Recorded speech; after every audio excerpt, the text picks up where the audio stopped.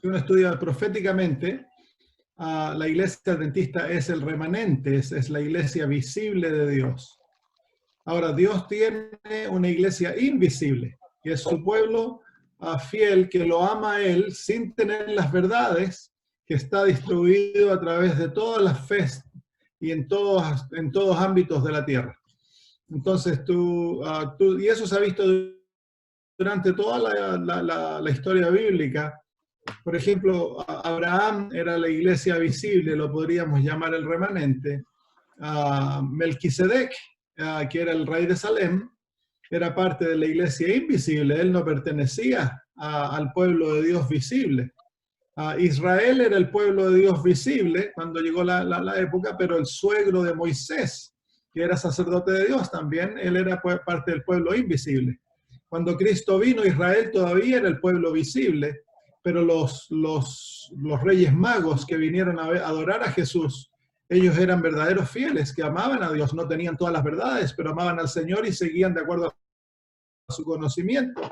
Ellos eran parte del pueblo invisible. Entonces, Dios siempre ha tenido eso. Tiene un pueblo visible y tiene un pueblo invisible. La iglesia adventista es el remanente por el hecho que es el último pueblo, es la semilla de la mujer en Apocalipsis capítulo 12. Dios le ha entregado las verdades, es fácil, a través de la profecía, es fácil comprobar que la iglesia adventista es el remanente como iglesia, pero no todos dentro de la iglesia adventista son verdaderos seguidores. Y eventualmente, cuando Dios purifique a su pueblo, entonces ya no va a haber iglesia visible e invisible. De ambos se va a formar el último grupo. Cuando salgan los seguidores que están en Babilonia y el pueblo de Dios quede purificado, la iglesia adventista sea purificada, zarandeada, entonces se va a formar el pueblo fiel, el único pueblo perfecto que Dios ha tenido durante todas las épocas. Pero eso es parte, se lo ve en la profecía bíblica simplemente como parte del último pueblo de Dios, no es un pueblo nuevo.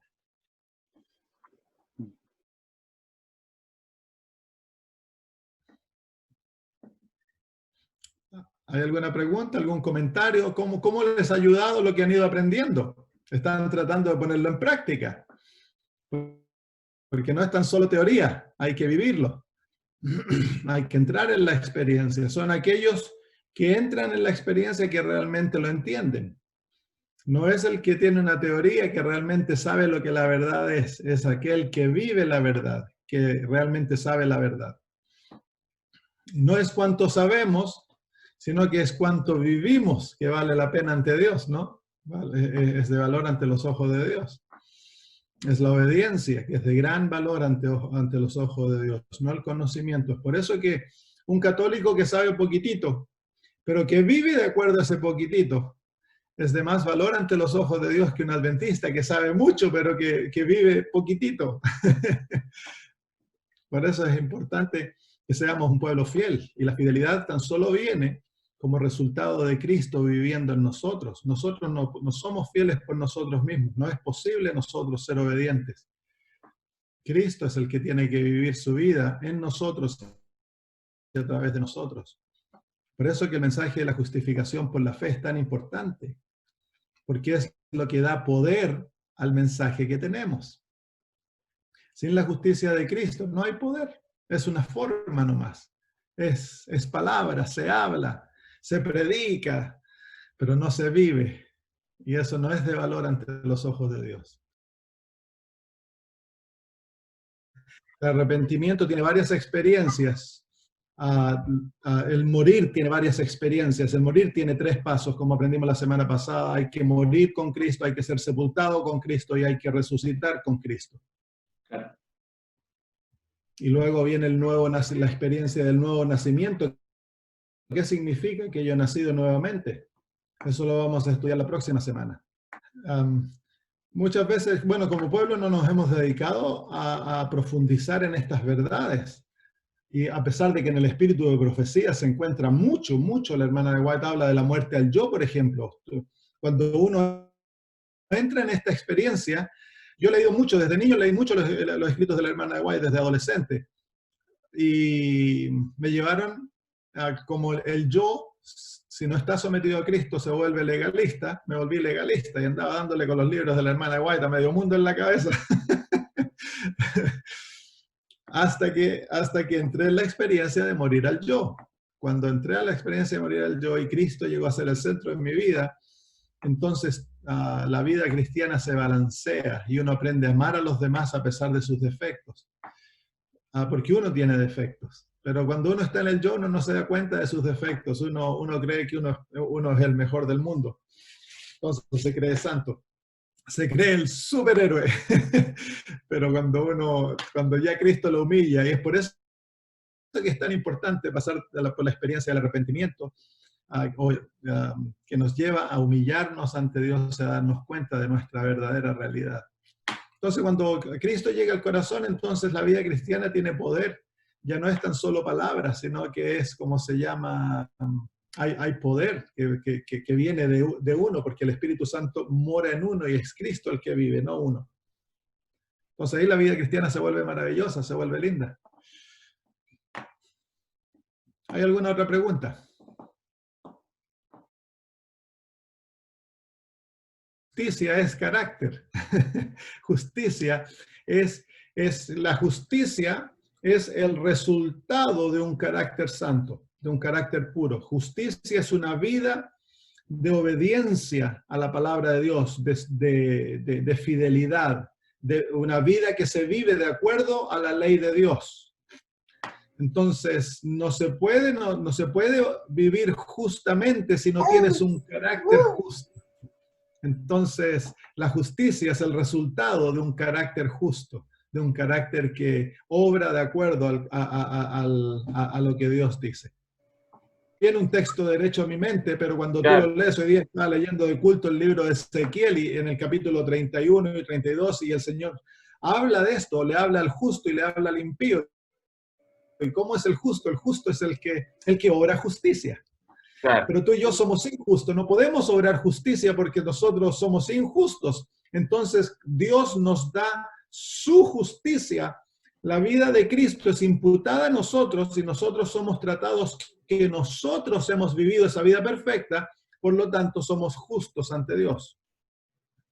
Sí. Y su palabra nos hace justos porque lo que Dios declara, Él crea. Entonces, al imputar su justicia a ti, en la experiencia de la justificación por la fe, Dios imputa su justicia, y esa es una declaración. ¿Se acuerdan que aprendimos que Él testifica? Cuando nosotros tenemos fe, Él testifica por nosotros. Entonces, esa testificación es su palabra, y cuando Él te declara justo, te hace justo. Y eso es el nuevo nacimiento. Lo que Dios declara llega a ser, pero eso llega a ser a través entonces de la santificación, porque es la santificación que vuelve realidad en nuestra vida la justificación. Mira, está por todas las escrituras este concepto de la justicia. Mira, aquí yo hago todos mis estudios en la Biblia en inglés y déjame buscar el versículo que estaba, lo capítulo que estaba leyendo esta mañana.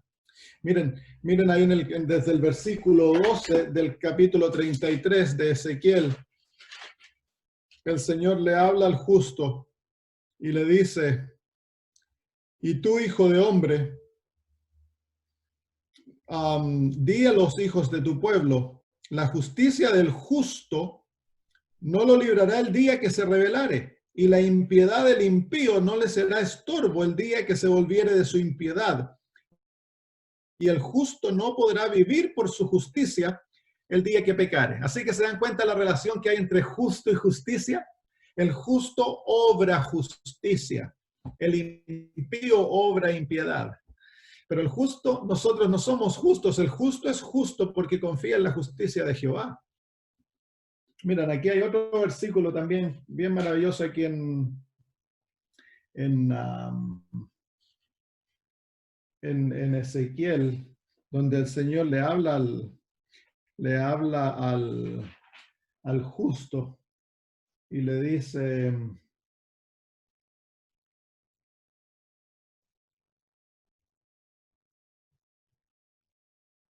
Déjame tratar de buscar este versículo que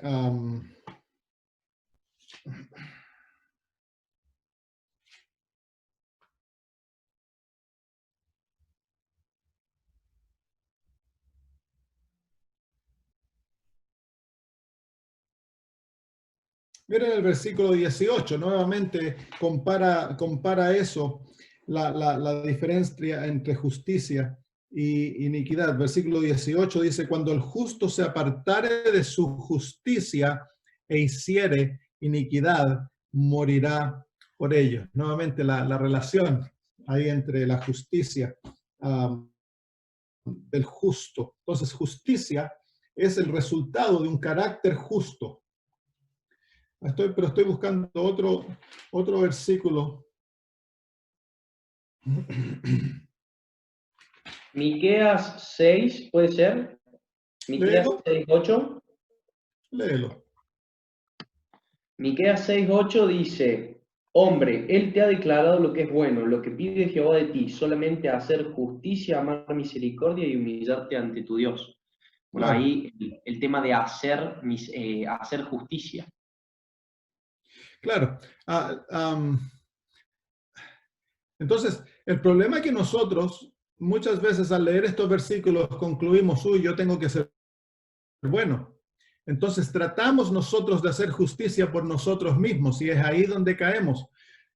Cuando el Señor nos muestra dos cosas, cuando el Señor nos muestra nuestro pecado o cuando el Señor nos incita a la justicia, nos invita a obrar en forma justa, a vivir una vida justa, son dos formas de invitarnos a apoderarnos de la justicia de Cristo, porque sin su justicia nosotros no podemos dejar de pecar y no podemos obrar justamente. Por eso necesitamos la justicia. Estoy tratando, no puedo encontrar un versículo que leí esta mañana que ilustra eso muy bien. Déjame tratar de verlo.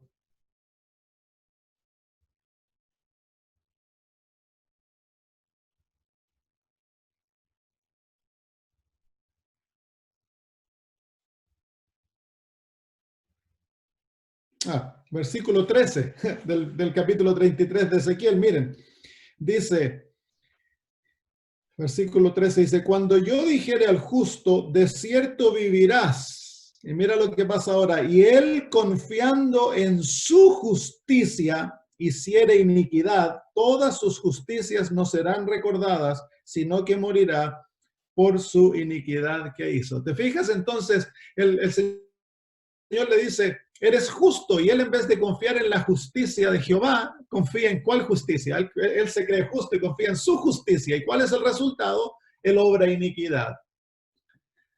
Entonces ese es el problema que yo pienso que como pueblo nosotros hemos fallado mucho porque hemos confiado en nuestra propia justicia para ser buenos. Creciendo dentro de la iglesia, ¿no? Me acuerdo, ¿no? Los pastores nos incitaban a los jóvenes a ser fieles, a ser buenos, a no hacer lo malo. Y uno quería, pero uno se daba cuenta que no podía. Mientras más trataba, menos podía. Porque no nos enseñaban el secreto, que es la justicia de Cristo. Muy bien, parece que no va a entrar nadie más, así que podemos orar y estudiar. Oremos. Padre eterno, agradecidos, felices estamos, Señor, de conocerte. Y felices, Padre, de que tenemos un mensaje tan maravilloso, Señor. Jehová, justicia nuestra. El corazón, Señor, de todas las verdades que tú nos has dado como pueblo. Que en Cristo Jesús obtenemos todo lo que de otra manera sería imposible para nosotros obtener. Señor, te pedimos que que saques los ojos de nosotros mismos y que pongamos nuestros ojos en Jesús, el autor y consumador de nuestra fe. Para que así, Señor, la justicia que tú nos has otorgado a través de la fe pueda llegar a ser, Señor, una justicia viva en nuestra vida. Que Jesús sea el que viva en nosotros y Él viva una vida, Señor, santa, pura, que refleje tu carácter y que sea una vida obediente, Señor.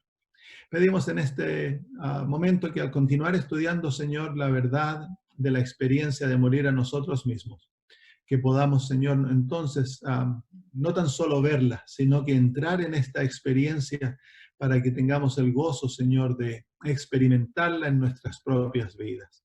Gracias, Señor, por Jesús. Amén. Vamos entonces al libro de Juan, capítulo 12 nuevamente, y el versículo 24.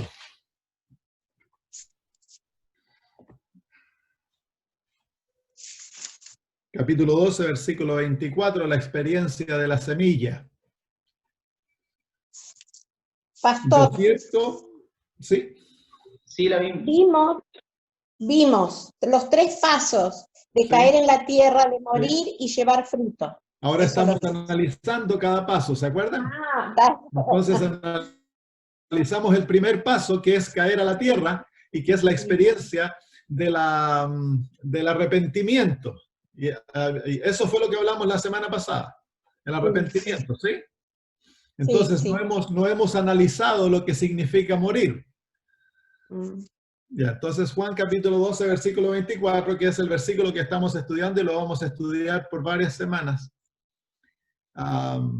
Él dice, de cierto os digo que si el grano de trigo no cae en la tierra y muere, queda solo. Pero si muere, lleva mucho fruto. Entonces el secreto de la vida en el reino de Dios es la muerte. Y no es una muerte física, porque es el pecado que trajo muerte física, pero es una muerte a uno mismo.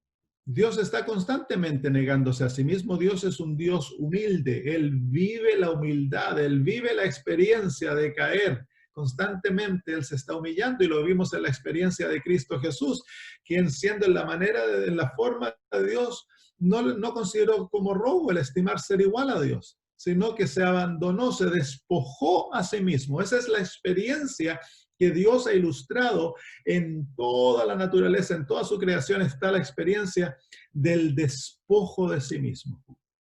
Y llegó a ser siervo y encontrándose en la forma de hombre, se humilló hasta la muerte y la muerte de cruz. Entonces, en la experiencia de Cristo, la humillación era algo normal. Nosotros vemos la humillarse como algo que roba algo de nosotros, como es vergonzoso, estamos siendo humillados. Pero no, hermanos, la humillación es parte de la experiencia del reino de Dios. En la humillación se encuentra la verdadera grandeza. Pero en el pecado se ha destruido aquello y entonces en vez de humillarnos queremos exaltarnos, pero en el reino de Dios no hay exaltación sin humillación. Entonces, vemos entonces el primer paso para que la semilla dé fruto. La semilla antes de dar fruto tiene que caer. Y Dios busca, hermanos míos, Dios busca intencionalmente enseñarnos la experiencia de la humillación, el humillarnos, darnos a la condición que nos demos cuenta de nuestra realidad, porque como seres humanos somos autoexaltados, confiamos en nosotros mismos, somos independientes, queremos controlar nuestra vida, hacer nuestra voluntad. Y Dios dice, mientras tú quieras tener tu vida, entonces la vas a perder. Pero si la pierdes por mí, entonces la vas a ganar. Y en la enseñanza de sembrar, se nos enseña esta lección, que para poder tener vida, tú tienes que perderla, tienes que tirar la semilla y que la semilla caiga. Y en eso, racionalmente, si tú miras al campesino que está plantando, tú dices, pero ¿qué está haciendo? Está perdiendo toda su inversión, ese hombre va a quedar pobre, mira cómo está tirando la semilla. ¿Y qué pasa al final del ciclo de la agricultura? Al final el hombre recibe su semilla con ganancias. ¿Por qué? Porque la tiró. De la misma manera con nosotros. El matrimonio es una manera dice el Señor Jesús, lo dice el apóstol Pablo, esposos, amad a vuestras esposas. ¿Qué quiere decir eso? Que no busques lo tuyo. Tienes que invertir tu vida en tu esposa para que ella sea feliz. Y en retorno tiene que haber lo otro. Y cuando eso ocurre, en el verdadero principio del amor recibimos nuestra vida en retorno, vienen los hijos. Entonces, el principio es enseñado de la misma manera. Pero el pecado lo ha vuelto todo en egoísmo, porque ahora, ¿cuál es la manera que los jóvenes se casan hoy día? Hoy llega la niña a donde sus amigas y le dicen, encontré el hombre, encontré el príncipe azul, el hombre que me va a hacer feliz por el resto de mi vida. Eso es egoísmo, eso no es amor. Porque el verdadero amor, ella debiera decir, he encontrado al hombre que yo voy a ser feliz por el resto de sus días. Eso es amor. ¿Se dan cuenta? Totalmente distinto. Incluso nos casamos en forma egoísta. Nuestro amor es egoísmo, no es amor, hermano. Entonces nos casamos y aquí en Australia, 1 de cada 3 parejas, 1 de cada 2 parejas se divorcian. Y dentro de la iglesia, 1 de cada 3. Entonces, ¿por qué? Porque claro, se casan y ella encuentra, oye, pero este ni se preocupa de mí.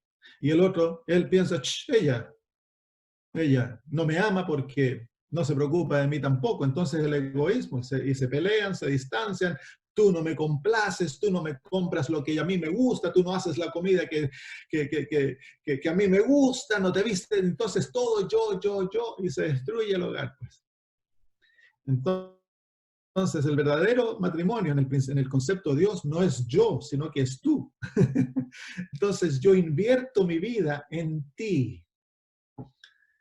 La doy, la tiro, te la regalo mi vida. Voy a vivir para hacerte feliz. Hay tantas maneras de que nosotros debemos pensar en estas verdades en forma práctica, no en forma teológica. Porque muchas veces todo lo que pensamos, las verdades de la Biblia, las pensamos en forma teológica y nunca las aplicamos a la vida diaria. Si yo no vivo para mí, yo vivo por el principio del amor, ¿qué tipo de obrero voy a ser yo en el trabajo? ¿Va a tener un efecto eso en el trabajo? ¿Qué vecino voy a ser?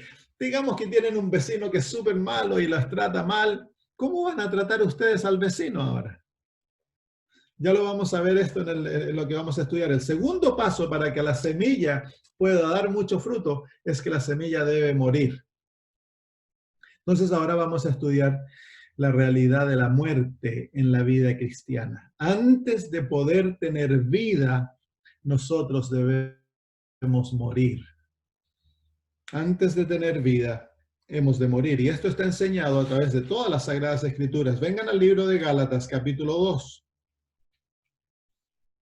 Gálatas, capítulo 2 y versículo 20. Tomen nota, porque tienen que repasar estas cosas, se le van a olvidar. El yo no quiere acordarse de estas cosas. Tomen nota, escríbanlo y tienen que comenzar a practicarlo y enseñárselo a otras personas si quieren recordarse y quieren que llegue a ser realidad en vuestras vidas. Muy bien, Gálatas 2:20.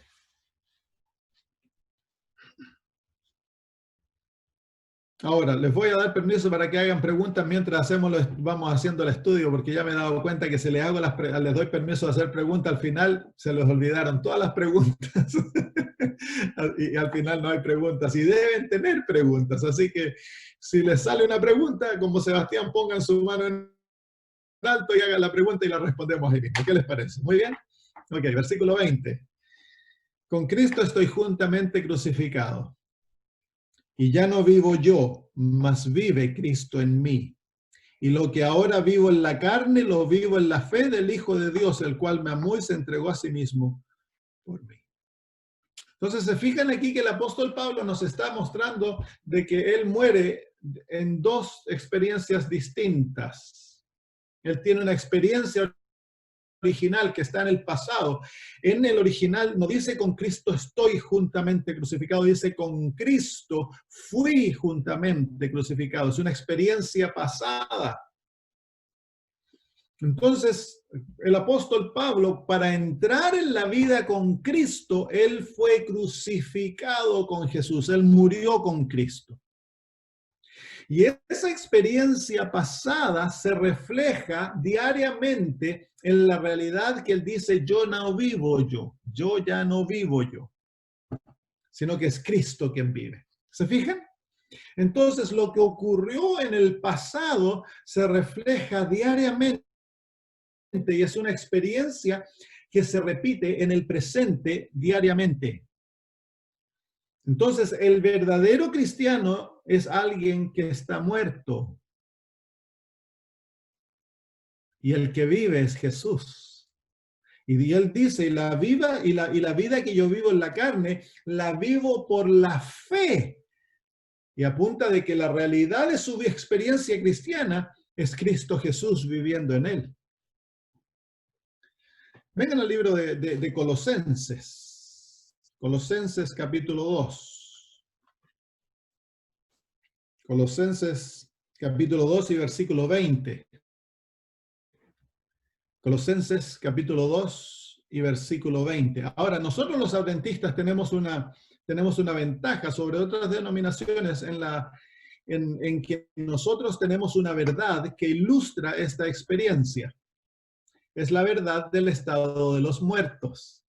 Si tú y yo entendemos la verdad del estado de los muertos, lo que ocurre cuando uno muere físicamente, entonces el principio de aquella realidad, tú entonces la aplicas a esta verdad y la vas a poder comprenderla en forma más fácil. Colosenses 2:20. El apóstol hablándole a los colosenses le dice, pues si habéis muerto con Cristo en cuanto a los rudimentos del mundo, ¿por qué como si vivieses en el mundo os sometéis a preceptos? ¿Se fijan que el apóstol le dice a los colosenses que ellos han muerto?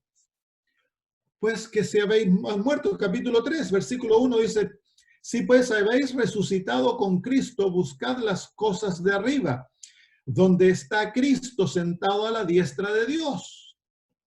Poned la mira en las cosas de arriba, no en las de la tierra. Versículo 3, miren lo que dice, porque habéis muerto y vuestra vida está escondida con Cristo.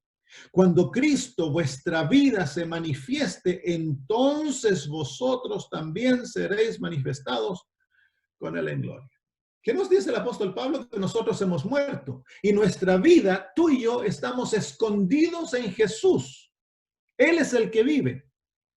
Nosotros estamos escondidos en Cristo y nosotros no volveremos a aparecer hasta que Cristo vuelva. Cuando Cristo vuelva, entonces tú y yo volveremos a vivir. Entonces, el cristiano es alguien que vive su vida muerto. Y en la muerte se encuentra la verdadera vida. Porque miren, dice en el versículo 4, cuando Cristo, y miren lo que ahora como define a Cristo para el cristiano, vuestra vida. ¿Quién es nuestra vida? Es Cristo Jesús. Por eso el apóstol Pablo dice, ya no vive yo, más vive Cristo en mí.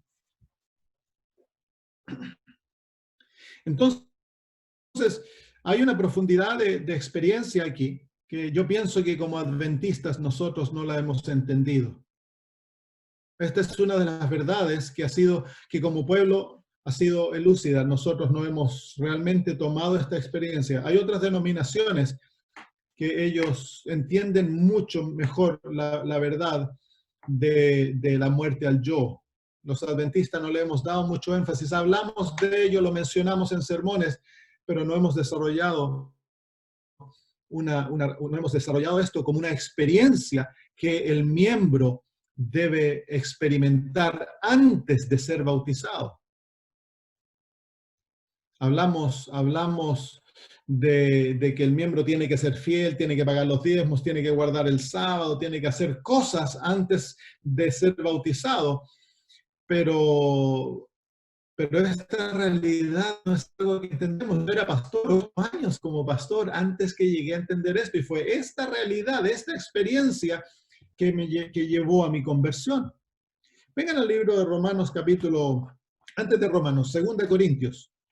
Estoy mostrándole cómo el apóstol le enseña a sus iglesias esta realidad. 2 Corintios, capítulo 5, versículos 14 y 15. 2 Corintios, capítulo 5, versículos 14 y 15. Dice, porque el amor de Cristo nos constriñe, pensando esto, que si uno murió por todos, luego todos murieron. Y por todos murió. Y ahora nótense cómo esto nos afecta. Dice, para que los que viven ya no vivan para sí, sino para aquel que murió y resucitó por ellos. Así que el cristiano no es alguien que vive para sí. ¿Por qué? Porque él vive por la ley de amor. Y la ley de amor dice, no busca lo suyo. El yo no es el primero. El cristiano ahora vive para Dios primeramente y para los otros en forma secundaria. Y luego vengo yo. Vamos al libro de Romanos ahora, Romanos 6. Aquí el apóstol Pablo se explaya en esta verdad, en esta realidad. Es el capítulo donde él más expone y enseña a la realidad del morir. Romanos capítulo 6, y vamos a leer desde el versículo 1. Romanos 6:1 dice, ¿qué pues diremos? ¿Perseveraremos en el pecado para que la gracia abunde? Porque al apóstol Pablo se lo estaba acusando, que como hablaba de la gracia, entonces dice, bueno, dicen, pequemos porque tenemos gracia. El apóstol Pablo se lo acusó de eso, ¿no? Y luego dice, en ninguna manera, porque los que hemos muerto al pecado, ¿cómo viviremos aún en él?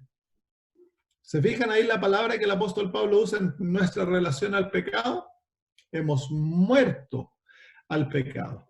Así que el cristiano es alguien que ha muerto al pecado. Y luego dice, ¿o no sabéis que todos los que hemos sido bautizados en Cristo, hemos sido bautizados en su muerte? Miren cuántas veces Pablo usa esta analogía de la muerte.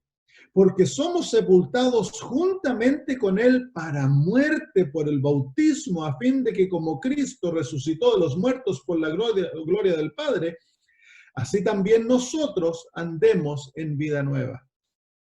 Porque si fuimos plantados juntamente con él en la semejanza de su muerte, así también lo seremos en la de su resurrección. Sabiendo esto, que nuestro viejo hombre fue crucificado juntamente con él, para que el cuerpo del pecado sea destruido, a fin de que nos sirvamos más al pecado, porque el que ha muerto ha sido justificado del pecado. Entonces el apóstol Pablo habla aquí de esta experiencia de unirnos a Cristo de tres maneras. Dice que hemos de morir con Cristo, hemos de ser sepultados con Cristo y hemos de resucitar con Cristo. Así que el bautismo es una sepultura. Literalmente, el bautismo, que es la experiencia a través de la cual entramos a la vida cristiana, es una sepultura. Por eso la única manera que Dios acepta de bautismo es el bautismo por inmersión. Ahora te hago una pregunta. Cuando alguien muere, ¿lo dejamos encima de la tierra y luego le echamos un poquito de tierrita encima y ahí ya está sepultado? ¿Cómo es que lo sepultamos? Hacemos un hoyo, lo metemos y lo enterramos. Ahora, ¿cuál es la única condición para que alguien sea sepultado? Hay una sola condición para que alguien sea sepultado. ¿Cuál es esa condición? Digamos que estamos enterrando al señor González. Y estamos nosotros aquí, vinimos a su funeral y yo estoy predicando el sermón, y mientras yo predico el sermón, de repente el señor González comienza a decir, uy, que hace calor aquí adentro, abran la tapa, por favor, que me estoy ahogando. Entonces nadie le abre la tapa, estamos todos congelados, y de repente el señor González con su pie golpea la tapa y se abre la tapa y dice, ay, me podrían traer un vasito de agua que me muero de sed, dice. Entonces yo le digo a los diáconos, el señor González se nos puso un poco desobediente, ciérrale la tapa. No, dicen, no cierren la tapa, por favor. No, sí, cierren la tapa. Así que vienen los diáconos, cierran la tapa y le ponen unos cordeles, la apretan. Y yo le digo a los hermanos, nos vamos derechito al cementerio porque este hermano no nos deja llevar adelante su funeral en forma correcta. Así que nos vamos al cementerio y metemos al cajón en el hoyo y lo tapamos. ¿Fue eso un funeral? ¿Fue eso un funeral? ¿Por qué no? Si porque fue un asesinato. ¿Ah? ¿Cómo, Matías? Fue un asesinato. Eso, fue un crimen. ¿Por qué fue un crimen? Pero si hicimos todo lo correcto, hermano, lo metimos en un cajón, le hicimos el programa en la iglesia, lo llevamos al cementerio, lo metimos en el hoyo, lo enterramos, oramos por él. Si hicimos todo lo correcto, ¿por qué está incorrecto eso? Que no está muerto. ¿Qué falta? No está muerto, pues. La única condición para que alguien sea enterrado es que tiene que haber muerto. ¿Cuál es la única condición para que alguien sea bautizado? El bautismo es el entierro en el reino de Dios. Es un entierro, dice ahí el apóstol Pablo en el capítulo 4, dice, porque somos sepultados juntamente con él para muerte por el bautismo. ¿Qué es el bautismo? El bautismo es una declaración al mundo y al universo que yo he muerto y que me he sido unido a Cristo por muerte y ahora voy a ser unido con Cristo por la sepultura.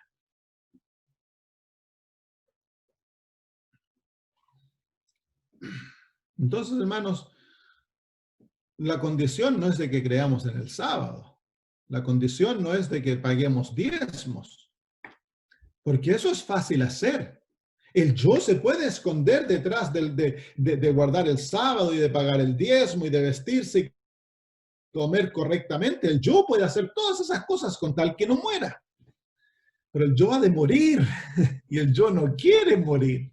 Entonces, el yo se puede esconder detrás de una experiencia religiosa. El yo puede hacerte parecer religioso. Y puede hacerte muy celoso. Puede hacer de la dieta que tú te vuelvas un adventista vegano, estricto y te creas bien, o que sigas la reforma del vestido y que seas celoso por guardar el sábado, celoso por predicar el mensaje. Y resulta que el que lo está haciendo es el yo, no es Cristo. La única condición para que alguien sea bautizado es que él ha de morir. Ella ha de morir. Y dice el apóstol Pablo que una vez que entramos en esta experiencia, Dios ha puesto una condición. Para que un ser humano llegue a ser un cristiano, tiene que experimentar ser unido a Jesús. Y para unirse a Jesús hay 3 pasos. Se ha de morir con Cristo, hemos de ser sepultados con Cristo y luego hemos de resucitar con Cristo. El versículo 5 dice, porque si fuimos plantados, ¿se fijan que el apóstol Pablo está usando aquí el simbolismo de la semilla? Somos plantados juntamente con él en la semejanza de su muerte. Miren ahora la promesa. Así también lo seremos en la de su resurrección. ¿Qué nos está diciendo el apóstol Pablo aquí, hermanos? Nos está diciendo de que si tú y yo entramos en la experiencia de la vida cristiana correctamente, que es a través de la muerte y la sepultura, entonces vamos a tener el poder de la vida de Cristo en nosotros. Vamos a tener su vida resucitada, hermanos. Cristo resucitado va a morar en nosotros a través de su Espíritu. Entonces nos hacemos la pregunta, ¿por qué es que el cristianismo de hoy tiene tan poco poder? ¿Por qué es que el adventismo tiene tan poco poder? ¿Por qué es que el pecado nos controla y nos gobierna? El versículo 6 dice, al fin dice, sabiendo esto, que nuestro viejo hombre fue crucificado juntamente con él, para que el cuerpo del pecado sea destruido, a fin de que nos sirvamos. El original dice, a fin de que no seamos más esclavos del pecado. Así que es a través de esta experiencia que recibimos la libertad, la emancipación de nuestra esclavitud al pecado. Entonces nos hacemos la pregunta, ¿por qué es que hay tanta esclavitud al pecado dentro del pueblo de Dios? ¿Por qué? Porque no hemos muerto, hermanos. No hemos entrado en la vida cristiana. Nos llamamos cristianos, pero no somos cristianos. El que no ha muerto no puede ser enterrado, pero muchos, yo recorrí el mundo predicando, hermanos, y a donde voy, el pueblo adventista tiene la misma experiencia. Todos han sido enterrados y la gran mayoría fueron enterrados vivos, como los que sufren catalepsia. Si hay duda de la experiencia, por lo general, no siempre, pero por lo general es porque no se ha experimentado. Porque cuando uno entra en la experiencia correcta, ya no hay duda. Hay completa paz y seguridad en Cristo Jesús. Una de las marcas que dentro del pueblo adventista nosotros no hemos experimentado esta experiencia es el hecho que tenemos miedo que Cristo venga, porque no tenemos seguridad en nuestra salvación. El pueblo adventista habla de que Cristo viene, pero cuando se confronta, la gran mayoría de los adventistas dicen, yo no quiero pasar por la persecución. Yo no sé si... Tú hazle a un adventista la pregunta, si Cristo viene esta noche, ¿qué pasa contigo? El adventista se asusta y no sabe qué responder. Entonces, ¿por qué? Porque no tenemos nosotros la certeza de nuestra salvación. ¿Por qué es que no tenemos la certeza de nuestra salvación? Porque nuestra seguridad se encuentra en mí. Mira, yo te hago la pregunta, si Cristo viene esta noche, ¿serías salvo? El adventista lo responde de dos maneras. El conservador dice, no, yo soy muy malo, no soy perfecto. No, Señor, no vengas todavía porque aún no alcanzo la perfección. Se miró a sí mismo, ¿vieron? El liberal dice, ya no importa cómo yo sea, el Señor me va a aceptar de todos modos. ¿Se fijan? Ambos se miraron a sí mismos y respondieron a la pregunta no basados en su confianza en Cristo, sino que en lo que ellos tienen. Y eso muestra que no estamos en Cristo Jesús. ¿Y es por qué? Es porque, miren, ¿cómo uno se hace adventista? Hay una campaña, el evangelista viene y nos habla de Daniel 2. Daniel 2, la segunda venida de Cristo. El fin viene. Las señales de la segunda venida de Cristo. Casi Cristo ya viene. Y yo no estoy listo. Y de ahí se nos llevan a otras profecías y en una serie de 27 temas se tocó el evangelio 2 veces, por lo general. Y al final la gente aprendió, estamos viendo en el tiempo del fin, el sábado no es el domingo, sino que el domingo es la marca de la bestia, el Papa es la bestia. Yo soy católico, tengo que salid de ella, pueblo mío. Entonces la gente sale y aceptan, nos hacemos adventistas. Pero nos hicimos adventistas porque aceptamos doctrinas, no porque nos enamoramos de Cristo Jesús. Y entonces al final, si tú guardas el sábado, si tú dejaste de comer alimentos inmundos, dejaste de tomar alcohol, ya no fumas, pagas el diezmo, estás asistiendo a la iglesia, entonces te bautizamos. Y ahí se dice, has nacido nuevamente. No es así, hermanos. Esa persona no ha nacido nuevamente porque esa persona no se ha entregado a Cristo de todo corazón. Nuestras verdades son verdades eternas. No hay otro pueblo en el mundo que tenga las verdades que nosotros tenemos. Pero tristemente, hermanos míos, no le hemos enseñado a las personas a ser cristianos antes de ser adventistas. ¿Sí? Entonces, ¿qué ocurre? En la iglesia todos son santos, hasta que hay que escoger qué color de alfombra se pone o hay un problema con la música. Entonces ahí nos agarramos a combos, se le acabaron los santos. Pero en la casa, ¿cómo somos? Mi mamá le llamaba a mi papá, luz de afuera y tinieblas de tu hogar, le decía. Y qué verdad. Y mi pobre viejito nunca pudo vencer eso, porque nunca conoció el verdadero evangelio, que la victoria se encuentra en Cristo Jesús. Él conocía las profecías de atrás para adelante. Yo miraba la Biblia de mi papá, toda marcada, pero nunca entendió el evangelio, que es el fundamento de la vida cristiana. Y eso es lo que yo les estoy enseñando a ustedes. Si esto, todos debiéramos saberlo. Esto es la mantequilla en el pan, hermanos, es lo básico. Pero no se nos ha enseñado. Yo crecí como adventista y me acuerdo, yo cuando chico, cuando era un adolescente, 12, 13 años, me fui a hablar con un pastor porque tenía problemas con los deseos sexuales. Y me tormentaba, y fui ante el pastor y le hablé y le dije, fíjate que tengo este problema. Y él me miró y me dice, no, tú eres un muchacho bueno, no te preocupes, me dice. Y eso fue todo lo que me dijo, no me dio nada. Entonces después me fui a hablar con el pastor de mi escuela. Yo iba a una escuela adventista. Y le hablé y él era más conservador, así que él me dijo, no, que aquí, que allá, y me retó. Pero tampoco me dio la solución. Nadie me dio la solución. Y no pude escapar del problema porque no sabía cómo escapar del problema. ¿Por qué? Porque los pastores ellos mismos no sabían cómo escapar del problema.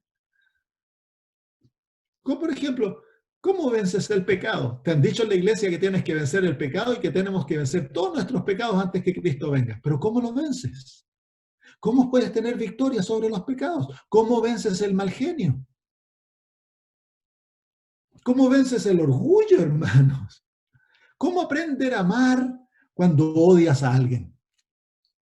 Y como cristiano no tienes el lujo de odiar. No puedes odiar. Si tú odias, no eres cristiano. Entonces se nos dice lo que hemos de hacer, pero nadie sabe cómo hay que hacerlo. Entonces eso es lo que estamos aprendiendo. Yo les estoy enseñando lo básico. Si ustedes aprenden lo básico, entonces lo complejo de nuestra fe llega a ser maravilloso. Llega a ser realmente poderoso, porque ya tienes las herramientas básicas para usar lo que Dios te ha dado. Así que eso es lo que estamos haciendo, hermanos. Así que no se me asusten, ¿eh? No se me asusten, porque el yo se va a asustar. Miren, cuando yo fui convertido, fueron unos laicos. Yo tenía una escuela de entrenamiento laica, enseñaba a jóvenes cómo ser obreros bíblicos. Invité a 2 hombres que vinieron de Estados Unidos a predicar a mis jóvenes. Yo tenía como unos 10, 15 jóvenes que vivían conmigo en una escuelita que yo arrendaba y ellos los entrené para ser misioneros y todo. Entonces estos 2 laicos americanos vinieron y ellos enseñaron lo que yo les estoy enseñando a ustedes. Y a mí me sorprendió y me rebelé. Yo dije, esto no puede ser, y saqué todos mis argumentos teológicos, me enojé, me fui sin despedirme de ellos, estaba tan enojado. Y esa noche no me podía quedar dormido, estaba pero molesto. Y de repente, como a la 1 de la mañana, estaba en mi cama, mi esposa estaba durmiendo, y yo estaba pensando en estas cosas, y de repente el Espíritu Santo me habló y me dice, esto es lo que tú has buscado toda tu vida. Porque yo como adventista, yo desde chico amaba al Señor y amaba el adventismo. Yo a los 9 años podía dar un estudio bíblico en cuanto a la marca de la bestia, 9 años. 10, 11 años yo hacía dedo del campo donde vivíamos al pueblo y me iba con camioneros, hombres duros, rudos, y yo les hablaba del fin de la segunda venida de Cristo. A los 13 años yo llevé adelante mi primer seminario de profecías, a los 13 años. 15 años prediqué mi primer sermón de sábado de mañana. A los 19 años hice mi primera campaña evangelística a nivel de ciudad. Así que yo amaba nuestro mensaje, amaba al Señor, pero había un vacío, había algo que me faltaba y no sabía. Llegué a ser pastor, amaba el ministerio, el evangelismo. Y aquí esta noche me encuentro mirando al cielo, al cielo raso de mi dormitorio, y el Espíritu me habla y me dice: hijo, esto es lo que tú has buscado toda tu vida y lo que te falta. Y comencé a llorar. Y luego el Señor me dio una experiencia muy personal. Yo vi a Cristo crucificado. Se las conté, ¿no? ¿Se las conté? Sí. Esa fue la noche que yo vi a Cristo crucificado. Y el Señor me humilló, caí. Y en esa noche me entregué a Él y decidí morir por Cristo. Y al otro día, cuando desperté, me fui a dormir esa noche. Luego que hice este pacto con el Señor, yo se los voy a enseñar. En la próxima semana les voy a enseñar el pacto. Porque el Señor me lo enseñó a mí. Y hice el pacto con el Señor y me fui a dormir feliz. Y desperté el próximo día y el mundo era distinto. Todo era distinto. Las flores eran más rojas, el cielo era más azul, el bosque era más verde. Y tenía una paz y una felicidad tan hermosa por meses. Yo soy colorín y era muy mal genio. No había nada que me pudiera disgustar, nada. Le pedí perdón a mi esposa, le confesé a mis hijos por mi hipocresía, me puse ante la iglesia y les confesé que yo era hipócrita.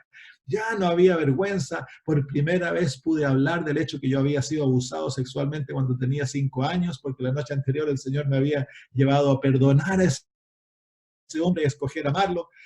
Y mi vida fue libre.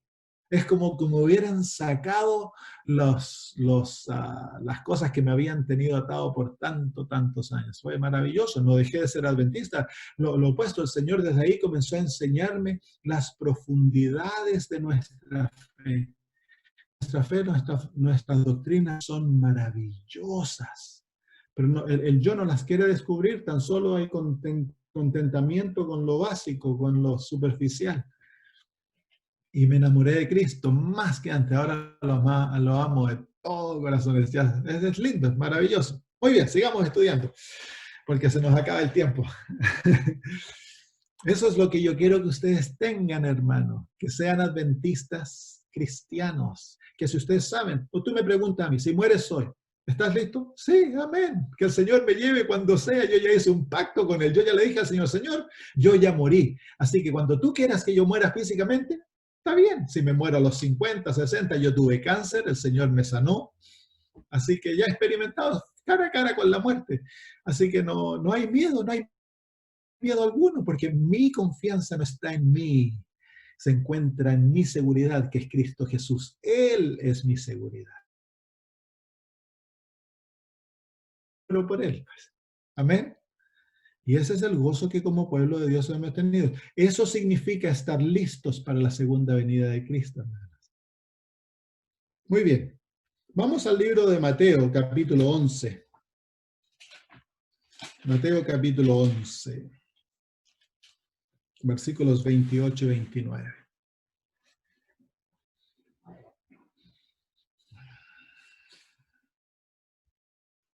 Mateo capítulo 11, versículos 28 y 29. Dice así: venid a mí todos los que estáis trabajados y cargados, que yo os haré descansar. Llevad mi yugo sobre vosotros y aprended de mí, que soy manso y humilde de corazón, y hallaréis descanso para vuestras almas, porque mi yugo es fácil y ligera mi carga. Entonces el Señor Jesús nos enseña aquí la esencia del Evangelio. Si tú tienes problemas, si tú tienes el peso del pecado, el peso de la culpa, ya sea lo que tengas, no trates de solucionarlo tú. ¿Qué hemos de hacer? Hemos de ir a Él. Venid a mí, dice. La solución.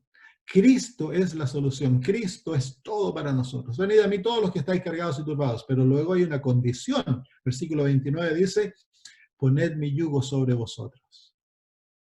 ¿Qué es el yugo? El yugo es un instrumento de pareamiento, es un instrumento que une a dos animales que se encuentran antes de la experiencia del yugo. Estos dos animales estaban separados, eran independientes el uno del otro, pero a través del yugo se unen para cumplir una tarea en común. ¿Y cuál es la tarea en común? El Señor Jesús dice, poned mi yugo sobre vosotros. Y luego viene la tarea que hemos de cumplir. Y aprended de mí, que soy manso y humilde de corazón. Entonces, el aprender de Él es el desarrollo del carácter de Cristo en nosotros. Ese es el objetivo de la vida cristiana, es el llegar a ser como Jesús. Pero ¿cómo vamos a hacer eso? Antes de que nosotros podamos producir los frutos, la semilla de caer, muere, y luego que muere lleva mucho fruto. El fruto es el carácter de Cristo. Para poder producir el fruto, para poder llegar a ser mansos y humildes como Jesús, ¿qué hemos de hacer? Hemos de unirnos con Cristo. ¿Y cómo nos unimos? A través del yugo. El yugo es la experiencia, símbolo de la experiencia a través de la cual nos unimos. ¿Y cuál es la experiencia? El abandono de nuestra independencia. Ya se los he dicho antes, en el reino de Dios no hay independencia. La independencia es la falsificación satánica de la libertad de Dios. Dios hizo a toda su creación es libre. Desde las galaxias más grandes hasta el átomo más pequeño, todas las cosas animadas e inanimadas, todo el Señor lo hizo libre. Porque es el fruto del amor. El amor no controla, el amor da libertad. Pero nada es independiente. El pecado crea una sensación, yo no necesito a nadie, yo soy feliz por mí mismo, ni siquiera necesito a Dios. La independencia. Pero Dios en su reino no hay independencia. La abejita que vuela y va de florcita en florcita es dependiente en la flor. Y la flor depende de la abejita. Pero esa abejita no tan solo tiene una influencia en la flor, esa abejita tiene una influencia en nosotros. Nosotros necesitamos de la abejita y la abejita nos necesita a nosotros. El sol es la vida del universo, pero sin los planetas el sol no puede existir. Todo ejerce una influencia sobre todas las otras cosas de la creación. Somos totalmente dependientes. Entonces el Señor Jesús dice, aquí nos enseña la primera lección de lo que es morir. Morir significa el entregar nuestra independencia a Cristo Jesús. Y ahora ya no vamos a depender de nosotros mismos, porque eso es la independencia. Yo soy autosuficiente, no tengo necesidad de nada, soy rico, me he hecho enriquecido, dice la Odisea, no tengo necesidad de absolutamente nada.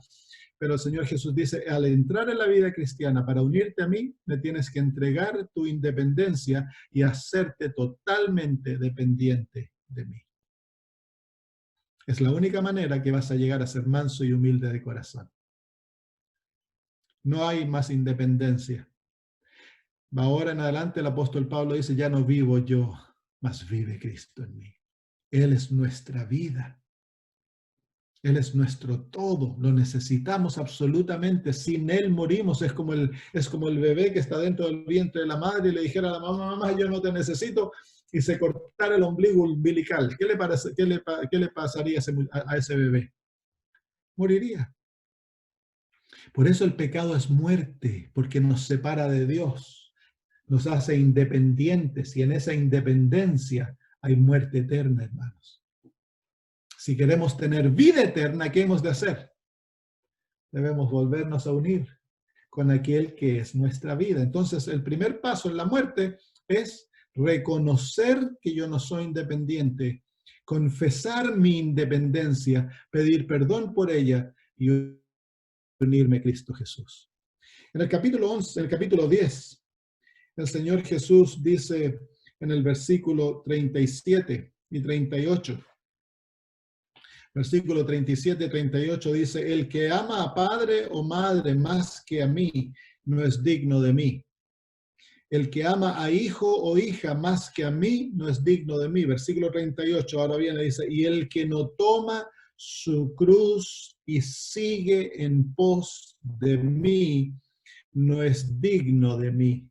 El que haya su vida la perderá, y el que pierde su vida por causa de mí, la hallará. ¿Se fijan los principios de lo que hemos venido hablando? Pero ¿qué es la cruz? El Señor Jesús dice que para poder seguirle, nosotros debemos tomar la cruz. ¿Qué es la cruz? La cruz es un instrumento de muerte. ¿Sí o no? Sí. Pero miren lo que la cruz significó para Cristo. Vengan al libro de Mateo capítulo 26. Mateo capítulo 26. El versículo 42. No, versículo 30 a 39 dice, yendo un poco adelante, se postró sobre su rostro orando y diciendo, Padre mío, si es posible, pase de mí esta copa, pero no sea como yo quiero, sino como tú. Ahí se encuentra el principio de la cruz. Antes que Jesús tomara una cruz física, Jesús llevó una cruz espiritual, que es la realidad de la negación propia. El versículo 42 dice, otra vez fue Jesús, oró por segunda vez, diciendo, Padre mío, si no puede pasar de mí esta copa, sino que yo la beba, hágase tu voluntad. ¿Qué representa la cruz? La cruz, hermanos míos, es la muerte a mi voluntad. Y es un sometimiento completo, es una entrega completa a la voluntad de Dios. ¿Se dan cuenta que Jesús le dice, no lo que yo deseo, no mi voluntad, Padre, sino lo que tú deseas, tu voluntad, Padre? ¿Y qué significó para Cristo Jesús la voluntad del Padre? Significó que todos lo abandonaron. Significó que él fue vendido como esclavo. Significó que le hicieron un juicio injusto, lleno de mentiras. Significó que lo escupieron, que lo golpearon, que le sacaron el pelo, que lo maltrataron. Significó, hermanos míos, que lo flagelaron, que eventualmente fue crucificado, le clavaron clavos en las manos y en los pies. Era la voluntad del Padre. Entonces, hermanos míos, que en el principio de la vida cristiana el Señor Jesús desea que nosotros nos unamos a Él, y para unirnos a Él nosotros debemos someter nuestra voluntad a la voluntad de Jesús, para que se haga su voluntad y no la nuestra. Sea cual sea la voluntad de Dios, sabiendo que todo lo que Dios hace, lo hace para tu bien y el bien de muchos otros. Si Jesús no hubiera muerto, si Jesús hubiera escogido hacer su propia voluntad, ¿qué hubiera pasado con nosotros, hermanos? Eterna. Estaríamos perdidos. Entonces, lo doloroso, lo terrible que pasó Jesús, hermanos míos, va a tener ¿cómo se llama? Un resultado eterno en la salvación de millones y millones de seres humanos que de otra manera no podrían haber sido salvos. Y lo que parecía misterioso, ¿cómo es posible que Dios el Padre permita que su hijo sea tratado de esta manera? Cuando Pedro saca la espada y le corta la espada al siervo, le corta la oreja al siervo, Jesús le dice, mete tu espada, y dice, ¿no sabes que yo puedo pedir de mi Padre 12 legiones de ángeles? Ahí vemos la sumisión de Jesús a la palabra de Cristo. 12 legiones de ángeles podrían haber venido a rescatarlo, pero él no lo hizo. ¿Por qué no lo hizo? Porque él se sometió a la voluntad de su Padre. Totalmente sometido a la voluntad del Padre. Eso es muerte, hermanos. Es la entrega de lo que yo deseo. Es la entrega de mis planes. Es la entrega de mis de mis ideas, todo es sometido a los pies de Dios para que se haga su voluntad y no la mía en la vida cristiana. Es por eso que la iglesia primitiva era una iglesia tan poderosa, hermanos, porque al principio de la vida ellos habían muerto. Al principio de la vida cristiana, ellos lo habían perdido todo, lo habían entregado todo, se habían sometido totalmente a Dios para vida o para muerte. Entonces, cuando los llevaban a los leones o los quemaban como antorchas en el tiempo de enero, el cristiano moría cantando. ¿Por qué? Porque ellos tenían vida eterna, ellos ya habían muerto. Esta es la muerte más difícil, hermanos. Es volverte de ti, es darte las espaldas a ti mismo para servir a Cristo Jesús y vivir de acuerdo a su voluntad, no la tuya. La muerte física puede ser muy fácil. Alguien te pone un tiro en la cabeza y te fuiste, no te diste ni cuenta, alguien te atropelló, ya te dejaste así. Pero la muerte espiritual es una muerte diaria donde tú escoges a Cristo y te niegas a ti mismo. Cuando te faltan el respeto, Cristo es el que vive. Cuando hay injusticia y el yo quiere levantarse, Cristo es el que vive y él se levanta.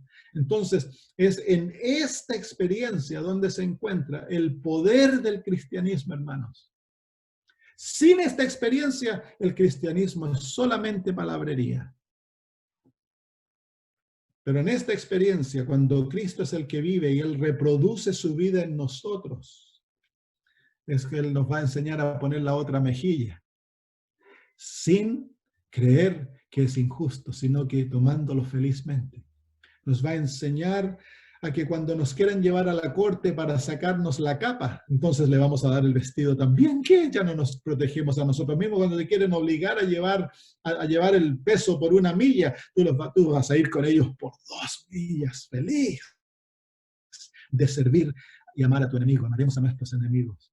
Oraremos por aquellos que nos maltratan y nos ultrajan. Bendeciremos a los que nos maldicen. Esa es la vida cristiana. Y para poder tener esa vida hemos de morir. Y la primera parte de la muerte es la unión con Cristo. El abandono de nuestra independencia para que Cristo pueda tomar control de la vida y vivir en su vida. Segundo, hermanos míos, es una sumisión completa a la voluntad de Dios. Dime, si el Señor escogiera que tú fueras tomado preso y pasar en una cárcel por 14 años por tu fe, o como un adventista, 40 años en la cárcel por su fe en la China, torturado, maltratado. Lo trataron de matar muchas veces, el Señor nunca permitió que lo mataran. Leí la historia de un pastor que en Rumania pasó 14 años en la cárcel, siendo torturado casi diariamente, 14 años. Y él vio a un pastor que estaba siendo torturado y trajeron a su hijo mayor. Lo pusieron ante él y lo comenzaron a torturar para que dijera, para que contara los nombres de sus miembros en Rumania comunista, los miembros de su iglesia. Y el pastor dijo, no, yo ya les voy a entregar los nombres, no torturen más a mi hijo. Y el hijo lo miró y le dijo, Padre, yo voy a morir y quiero llevarte a ti como héroe en mi mente, no como un traidor, no cuentes los nombres. Y lo mataron ante los ojos de su padre, hermanos. ¿Seguirías amando a Jesús? ¿Seguirías sirviéndolo? ¿Seguirías siendo adventista del séptimo día? ¿Entiendes por qué hay que someterse totalmente a la voluntad del Padre? Porque hay muchas veces que en la vida cristiana tú no entiendes lo que Dios está haciendo. Pareciera que Dios te abandonó, que Dios se volvió en contra de ti como Job. Entonces, ¿vas a abandonar tu fe? La fe de Job, aunque él me matare, aún creeré en él, dijo. ¿Seguirías creyendo tú en él si todos tus hijos fueran muertos? Si estuvieras pasando hambre, desnudez, frío como el apóstol Pablo, si te tiraran de una ciudad y te apedrearan y te flagelaran, ¿seguirías creyendo en Jesús? El apóstol, claro, si él ya había muerto, hermanos. Para él morir era ganancia y vivir era Cristo. Eso es lo que Dios está buscando. Le está buscando un pueblo que esté tan enamorado de Jesús, que le ame tanto, que no importa lo que me pase a mí, porque yo ya morí, hermanos.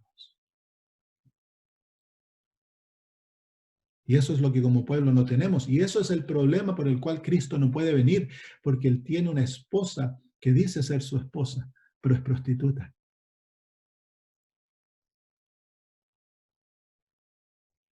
Dice que lo ama con los labios, pero el corazón está lejos de Él. La muerte significa una entrega total, absoluta, sin condiciones a Dios, para que Él haga su voluntad en nosotros. Y su voluntad significa la garantía de la vida eterna, hermanos, porque Dios no es un ogro, Dios no es un Dios malo. Las cosas difíciles que permite es porque Él escoge el camino. Tú eres ciego, tú no puedes ver dónde vas, pero Dios, que ve el fin desde el principio, Él escoge el camino que tú escogerías si tú pudieras ver como Él ve. Y ese camino, para que puedas ser salvo, te lleva a través de picos, de montañas altas y te baja a valles peligrosos donde hay que cruzar ríos torrentosos y a veces tienes que cruzar por el fuego. ¿Entiendes, hermanos? Ese es el único camino que te va a llevar donde Dios desea. Los otros caminos, hay caminos más fáciles. Hay caminos que al hombre parece camino recto, pero su fin es fin de muerte, dice la Biblia. Si tú quieres escoger tu propio camino y gobernar tu propia vida, garantizado que terminas en muerte eterna. Pero entrégale tu corazón a Cristo y sométete totalmente a Él y permite que Él gobierne tu vida y que Él escoja por ti, garantizada vida eterna. ¿Qué deseas? Para mí no hay opción. Yo mi opción ya la hice. Ya le he dado permiso al Señor que Él haga conmigo lo que Él quiera. Que yo muera cuando Él desea, que Él me guíe y me permita pasar por lo que Él, y hemos pasado por cosas bien duras, muy duras. Pero hemos aprendido a agradecer a Dios en todas las cosas y a regocijarnos en todas las cosas. Nada nos causa pena. ¿Por qué? Porque Cristo es nuestro gozo. El último de esto y terminamos, porque ya se nos escapó la hora y ustedes se tienen que ir a dormir. Vengan al libro de Mateo capítulo 14. Mateo 16, perdón. Mateo 16. La cruz es la entrega completa. El yugo es la unión con Cristo, abandono de mi independencia. La cruz es una entrega completa, una sumisión completa a la voluntad de Dios. Yo ya no me poseo más a mí, ahora soy esclavo de Cristo, esclavo por libertad. Y en Mateo capítulo 16, el Señor Jesús, versículo 24, añade otro elemento a la experiencia de morir. Dice, si alguno quiere venir en pos de mí, niéguese a sí mismo y tome su cruz y sígame. Aquí tenemos la cruz, pero el Señor añade algo más y añade el negarnos a nosotros mismos. ¿Qué significa esto? Vengan a Mateo capítulo 26. Ustedes si se acuerdan, cuando Jesús le dijo a Pedro, Pedro, esta noche, antes que el gallo cante 3 veces, tú me negarás. Miren cómo Pedro negó a Jesús. Dice en el capítulo 26, versículo 72, dice, pero él, Pedro, negó otra vez con juramento. Mire lo que dice ahora, no conozco al hombre. Y luego el versículo 74, entonces él comenzó a maldecir y a jurar, no conozco al hombre. Y enseguida cantó el gallo. ¿Qué significa negarse a sí mismo? No conozco al hombre, a este hombre. No conozco a la mujer. Yo no conozco a Samuel, hermanos. Entonces, cuando vienen problemas, yo no conozco al hombre. Yo no voy a responder de acuerdo a lo que yo deseo, de acuerdo a mis planes, de acuerdo yo no deseo controlar y todo eso. El yo no va a tener reconocimiento alguno, ya no hay más derechos. ¿Qué es lo que ocurre cuando alguien muere, hermanos? Entonces, una sumisión completa a Cristo y un abandono completo del yo. Entonces, cuando hay un problema en la casa y el esposo se levantó durmió mal y anda como electrificado. Cualquier cosa que se le dice, ¡ah!, responde como que tuviera, como se llama, púas en la lengua. Entonces, ¿qué hace la esposa si ella ha muerto al yo?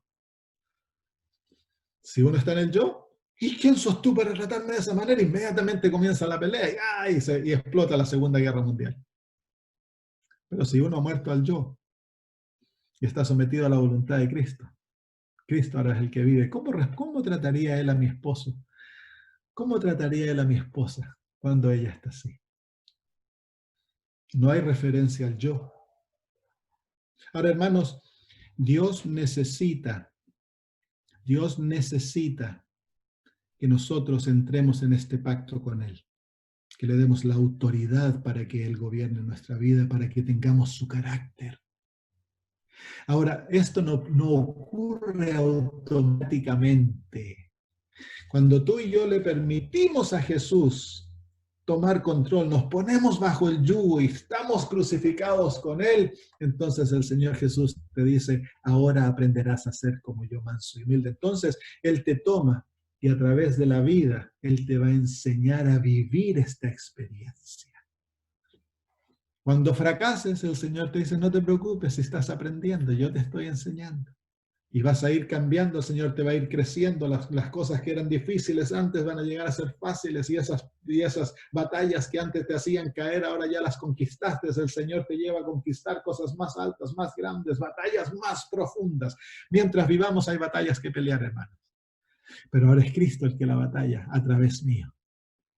Y si aprendemos la lección de olvidarnos de nosotros mismos, invertir nuestra vida en Cristo y en el mundo, como la semilla, entregarla, darla, hermanos, olvidémonos de nosotros mismos, caigamos al suelo, muramos, y en esa vida se encuentra el verdadero significado de la vida se vuelve hermosa y trae mucho fruto de muchas maneras, hermanos, el fruto viene, pero el fruto más glorioso es el carácter de Cristo Jesús.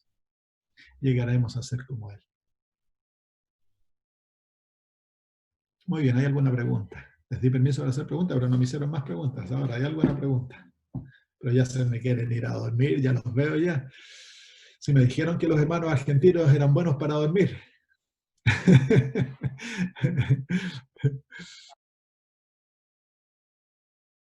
La experiencia del humillarte, que es como se llama la experiencia del arrepentimiento, es lo que nos prepara y nos lleva a desear el morir a nosotros mismos. Entonces el arrepentimiento, sin que haya arrepentimiento no podemos entrar en esta experiencia porque nosotros nos creemos buenos. Es a través del arrepentimiento que el Señor nos abre los ojos, nos descubrimos nuestra pobreza, nos damos cuenta que estamos desnudos, que no tenemos nada, y el Señor nos constriñe, lleva al corazón a sentir un dolor profundo por lo que le hemos hecho. Y confesamos nuestros pecados y anhelamos tener la justicia de Jesús. Eso es el caer. Y esa experiencia entonces produce la muerte, porque ahora ya no deseamos más confiar en nosotros mismos. Anhelamos que el Señor tome control de nuestra vida y entonces nos sometemos totalmente a Cristo. Abandonamos la independencia, sometemos nuestra voluntad a la voluntad de Jesús y nos negamos a nosotros mismos, nos olvidamos del yo. La próxima semana vamos a hablar un poquito, vamos a aplicar esto en forma práctica y luego les voy a dar el pacto a través de una manera práctica de saber de que uno ya entró en este pacto. Porque es un pacto, es un convenio que uno hace con Dios y eso Dios trabaja a través de pactos. Lo vamos a aprender la próxima semana. Muy bien, oremos. Padre eterno, gracias por invitarnos a ser unidos con Jesús. Qué privilegio más grande, que podemos llegar a ser uno con el Rey del Cielo, con el gran Salvador, con nuestro hermano. Querido Señor, pedimos de que tu Espíritu Santo obre en nuestras vidas para que esta experiencia llegue a ser real, llegue a ser una experiencia viva, Señor, que nuestras vidas sean una vida que sea la expresión de Cristo viviendo en nosotros y que que nos olvidemos de nosotros mismos, que el yo sea enterrado con Cristo y ahí permanezca hasta el día cuando Cristo vuelva y entonces aparezcamos con Él en gloria. Bendícenos, Señor, y haz que tu Espíritu Santo aplique prácticamente a nuestras vidas propias, individuales, lo que hemos aprendido hoy. En el nombre de Jesús. Amén.